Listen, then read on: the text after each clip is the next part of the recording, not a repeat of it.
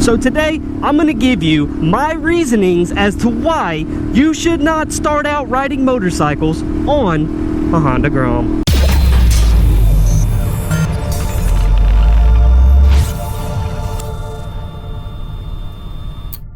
Now, as many of you know, I am a big fan of the Honda Grom. I love the motorcycle. It's great. I've recommended people buy it. I gave reasons why you should buy a Grom, and I love it. Now, I'm never gonna tell people they shouldn't buy a Grom, but I get asked time and time again from people, Dave, I'm thinking about getting into riding, and I'm thinking about starting on a Honda Grom. What do you think? Or, Dave, do you think a Honda Grom is a good starter bike? And that's why I wanted to make this video, because that question gets asked a lot. People, for some reason, really want to start out on the Grom, and I think it's because the size, it's less intimidating, it's only 125cc, and they feel better about hopping on a motorcycle for the first time, being on something as small as a Grom, and then upgrading from there.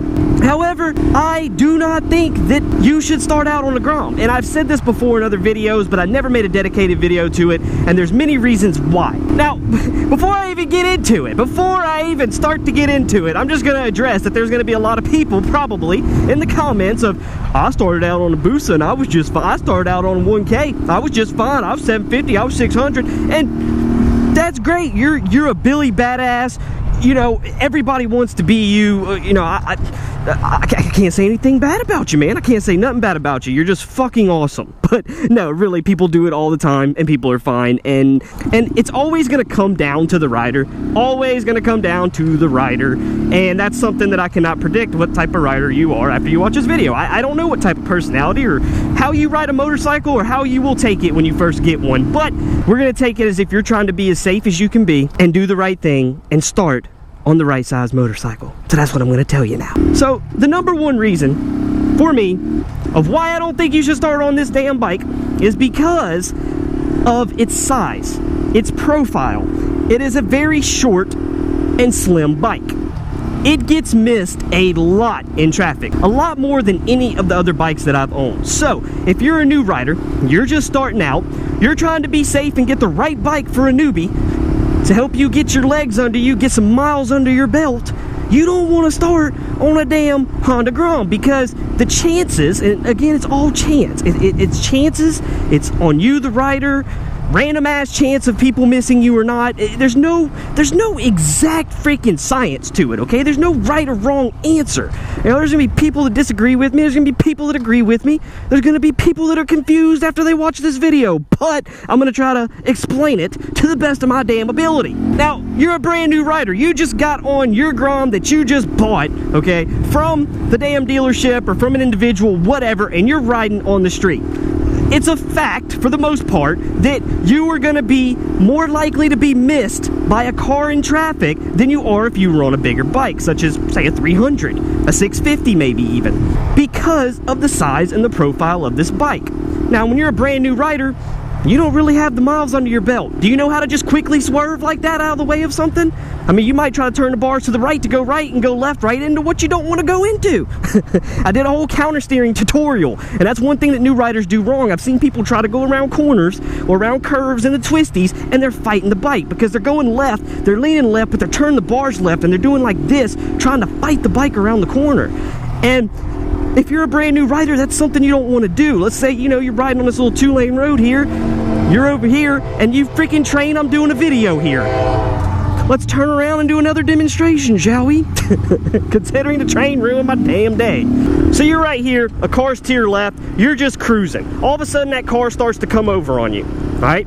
Obviously, you need to counter steer and push right to go right and swerve the hell out the way. Whereas if you haven't practiced that and don't know what it feels like and you're a brand new rider and that happens because they missed you because you're on a little bitty Grom, well, that's bad. Another thing is the Grom doesn't exactly have the power, okay, to get out of certain situations that, say, a 300 or a 650 would. You have more power. Therefore, if that car starts coming over on you, let's say you don't have much of a way to swerve around, or, you know, you're not too comfortable with it yet, you can try to gas it and get the hell out of the way from that car. You really need to consider getting something like, even a 250 has a lot bigger frame and is taller than a Grom. Something that's going to be a little bit more easily recognizable on the road, and you're not going to be missed as much when you're a brand spanking new rider, because, you know, it is all chance and it is all on the rider, but things happen. It can happen, and it's quick, man. It's so quick. And if you've never had to swerve on a motorcycle before, I doubt you're going to be comfortable enough to get out of that type of situation when you are missed. So, number one, I highly suggest taking a motorcycle safety course. I did when I started riding. But number two, if you don't, or even if you do, I would still start on something that is going to be more easily seen than a Grom. Now, moving on to a whole different type of reason. When you first get into riding, it's just downright fun. You enjoy it, you want to go everywhere, and some of the most enjoyable riding that you will do is going and hitting some back roads, right? Just going, cruising, sitting on some back roads, enjoying, you know, the smell of nature, the wind in your face if you wear a half-shell helmet, or you can lift your visor up with some glasses and get a little bit of windage up in your face, and that is highly enjoyable. That was one of my favorite things to do, was to take my Ninja 300 when I first started out into the back roads and just cruise and just enjoy it. Not ride fast, not ride crazy, just relax, throw some music in, and just cruise on a back road. That is something that I do not like doing on a Grom, because it obviously doesn't go that fast. Most of the back roads that I like to hit that are out in the country are 60 plus miles an hour. I can barely get 60 on the Grom, and I'm a pretty smaller guy.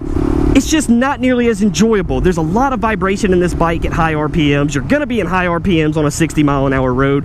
And I think something that you just need to experience when you buy a motorcycle is taking it back on some country roads and getting what we call throttle therapy, okay? And on a Grom, it's just not a great bike to do it. And many people have told me when I went and bought my Grom, they was like, Dave, you're selling your 600 and you're getting a Grom.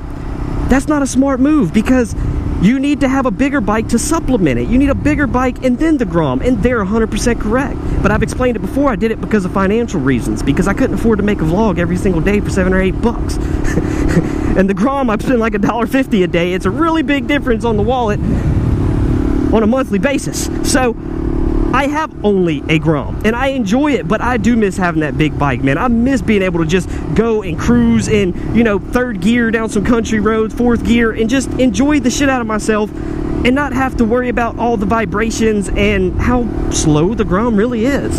So not only from a safety standpoint, but an enjoyment standpoint, you know, you want to enjoy it. I think as you get the full experience of having a bigger motorcycle first.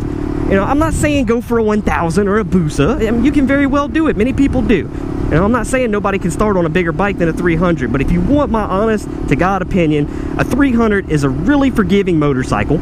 It has really good pull on it, man. I'm telling you, it will surprise you. When I first got on the 300, never riding a motorcycle before, when I gunned that thing, I felt like I was freaking flying, dude. Now, of course, over time, it gets slower and slower. Every bike you own, same through the 600. I got the 600, I was like, holy shit, I'm flying, and then my 600 fell slow after 3 months, you know? It's just part of riding. It's going to start feeling slower and slower and slower the more that you do it, and I think a 300 is a really good balance for safety and speed, and it will have enough power to get you out of those sticky situations. Say if a car's coming over on you and you're not comfortable enough to quickly make a maneuver, you can just kind of gun it and squeeze on out of there and get, you know, get some room between you and these dumbasses on the road, because we all know there's a lot of them. But that's basically my reasons, man. There's not much more than that. The Grom is a fun bike. I love it. I would not start on one personally, man, because it gets missed a lot, guys, and all you're going to be doing is putting yourself in more of a risk than what you normally would. Yeah, basically, I just wanted to get that off my chest, because a lot of people have been asking me, and for some people, you know, I send them back a long message explaining it, and then explain it again, and after a while, I just kind of stopped messaging people back, because it was like I was constantly explaining it. Well, now I'm going to have a video out here that I can just be like, hey, let me link this to your ass. Watch this video. I did a video on what my thoughts are. Obviously, yours could differ. You may think that starting on a Grom is the best decision you can make, and I'm not going to say you're wrong. What it comes down to in the end, guys, like I did in my what size sport bike should you start on video, is the rider, man. It's all on the rider. Some people can start on a bigger bike and be fine and dandy, and other people, they wreck them going right off the lot, dude. Trust me, I've asked the dealership. The dealerships told me the stories of people that walk in there, get a brand new 750, 1K, whatever, is their first motorcycle, and don't make it out the damn parking lot before that bike's on the ground, dude. It happens all the time. So it just depends on rider and what your common sense is. Of course, nobody's ever going to admit that I don't have no common sense or I'm a dumbass, but Obviously, there's a lot of dumbasses out there that aren't capable of getting on a big bike and being able to ride it down the road successfully without crashing the son of a bitch. So, yeah, guys, all in all, it's going to come down on the rider, but that's my reasons of why I would not start on this bike if I were you. I would look for a 300. I'm a huge proponent of the 300, man. Great bike, super forgiving, enough power to satisfy you when you first start riding out, man. Trust me, you're going to be getting on that throttle and be like, yeah, you're gonna be looking around, you're gonna be like, yeah, I'm on a super fast ass bike, hose. You know, you're just gonna freaking love it, dude, trust me. After a while, though, it's gonna feel super slow. Anybody that's on a super sport, like, this bitch is slow as shit. But when you first start out riding, trust me, that 300 is gonna feel pretty quick. Don't let nobody lie to you, trust me. I did it.